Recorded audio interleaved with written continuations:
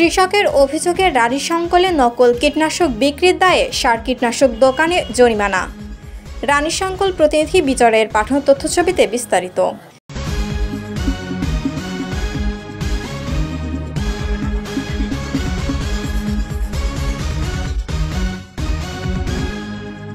ঠাকুরগাঁয়ের রানীশঙ্কলে কৃষকের অভিযোগে নকল কীটনাশক বিক্রির দায়ে একটি সার কীটনাশক দোকানে ভোক্তা অধিকার আইনে ৫,০০০ টাকা জরিমানা করা হয়েছে।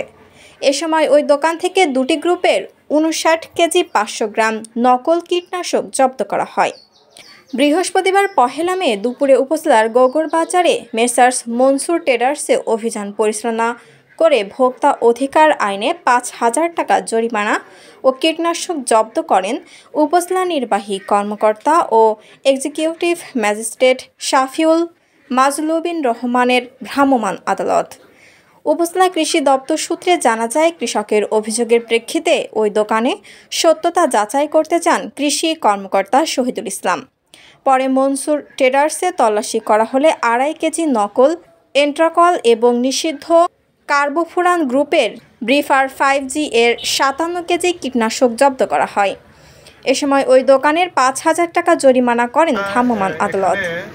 গোবর চৌরাস্তায় আসছি, কৃষকের কাছে তথ্য পেয়েছি যে বায়ারের একটা প্রোডাক্ট অ্যান্ট্রাকল এটা ভেজাল আছে, এটা কৃষক মনে করছে। তো আমি বিষয়টা কৃষকের কাছ থেকে শোনার পরে কৃষককে বললাম যে ঠিক আছে, তাহলে আমি দেখতেছি। আমি কোম্পানিকে অফিসে ডাকছি আজকেই। ডাকার পরে কোম্পানির কাছ থেকে শুনলাম এবং 2টা প্যাকেট আমি কম্পেয়ার করে দেখলাম যে আসলেই মোড়কটা সম্পূর্ণ ভিন্ন।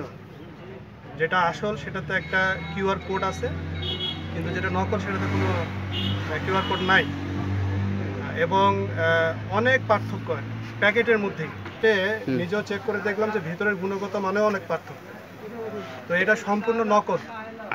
এই নকল হওয়ার কারণে আমরা এখানে আমাদের উপজেলা নির্বাহী অফিসার মহোদয় আসছেন, আমরা এখানে একটা মোবাইল কোর্ট পরিচালনা করলাম এবং এই এলাকার লোকজনকে আমরা সচেতন করেছি, তাদেরকে দেখিয়েছি যে কোনটা আসল কোনটা নকল এবং ওনাকে আমরা যে জরিমানা করলাম বা একটা পানিশমেন্টের আওতায় আসলাম, তাহলে এই আশেপাশে যারা দোকানদার আছে তারাও কিন্তু সচেতন হবে এবং এই ধরনের নকল প্রোডাক্ট আর আমাদের উপজেলায় আশা করি আর বিক্রি হবে।